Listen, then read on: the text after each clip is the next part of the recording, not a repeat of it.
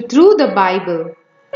We will be concluding our story from the book of Ezra today. Ezra returns to Jerusalem. Ezra chapters 7 to 10.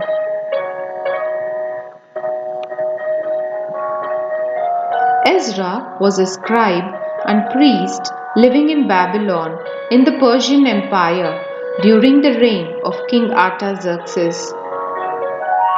The king gave Ezra a letter giving him permission to return to Jerusalem to teach the laws of God and appoint people to act as judges. The king entrusted him with gold and silver to use for offerings and returned articles for worship taken from the temple in Jerusalem. Ezra brought with him scrolls on which were written God's laws. He had devoted his life to teaching people to live as God wanted.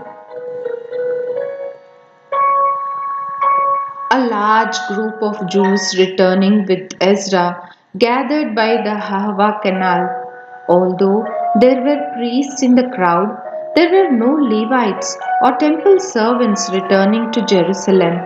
Ezra needed Levites to help him teach God's laws. Ezra sent a group of leaders with a message to Iddo, the leader of the Levites, living in Casiphia, asking him for help. 38 Levites responded to Ezra's plea and joined those returning to Jerusalem. They were joined by 220 temple servants.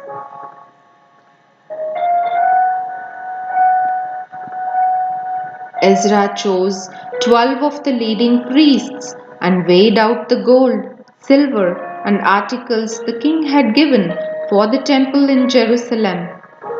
He asked them to be responsible and guard 850 talents of treasures worth a fortune. Ezra asked everyone to fast and pray for a safe trip to Jerusalem. He did not want to ask the king for soldiers to escort them and protect them, as he had told the king, God protects those who turn to him and shows his anger against those who forsake him. The party set off, trusting God to look after them and their valuable cargo. The trip took 4 months, but God protected them from attack by their enemies and bandits. At last, Ezra and the Jews traveling with him got to Jerusalem. They set up camp and rested there for 3 days. On the 4th day, the gold and silver was weighed again and entrusted to a priest called Meremoth. It was all accounted for. Nothing had been lost or stolen. Everyone then sacrificed burnt offerings to God. Soon after returning to Jerusalem, the leaders came to Ezra to report that many of the Jews now living in the land, including priests and Levites, had married people from neighboring countries who worshipped false gods. Ezra was appalled at this news. He tore his tunic and cloak and pulled his hair from his head and beard in grief.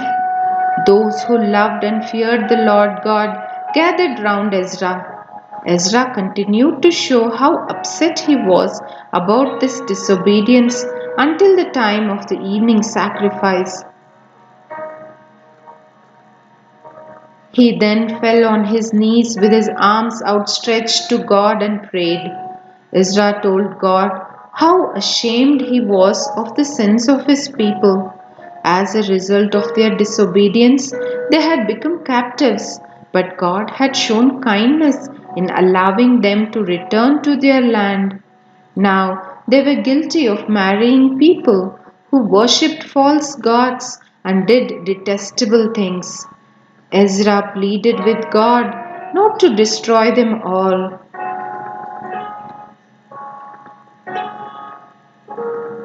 While Ezra was praying, confessing, weeping, and throwing himself down before the temple, a large crowd of Jews gathered round him and wept bitterly. One of them, Shechaniah, announced, "We have been unfaithful to our God by marrying foreign women who do not worship God. Let us promise to send these women and their children away according to God's law."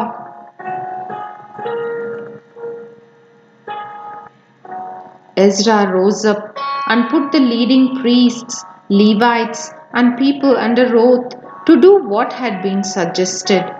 An order was given for all the exiled men who had returned to gather in Jerusalem or have their property confiscated.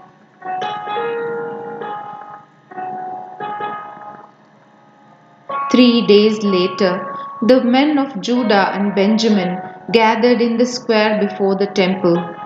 It was raining and they were distressed. Ezra told them, "You have been unfaithful and you have married foreign women. It's time to honor God and obey Him. Separate yourselves from these ungodly people around you and from your foreign wives."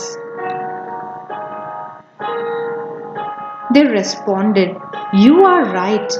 We must do as you say, but we need time to sort this out and put our lives right with God." Those who had married foreign women agreed to appear before the elders and judges of the towns where they lived for their cases to be heard. Only a few people opposed doing this. Ezra selected men who were family heads. On the first day of the 10th month, they sat down to investigate the cases. By the first day of the first month, each case had been heard. The men with ungodly wives made agreements to separate from them and gave offerings to God for their sins.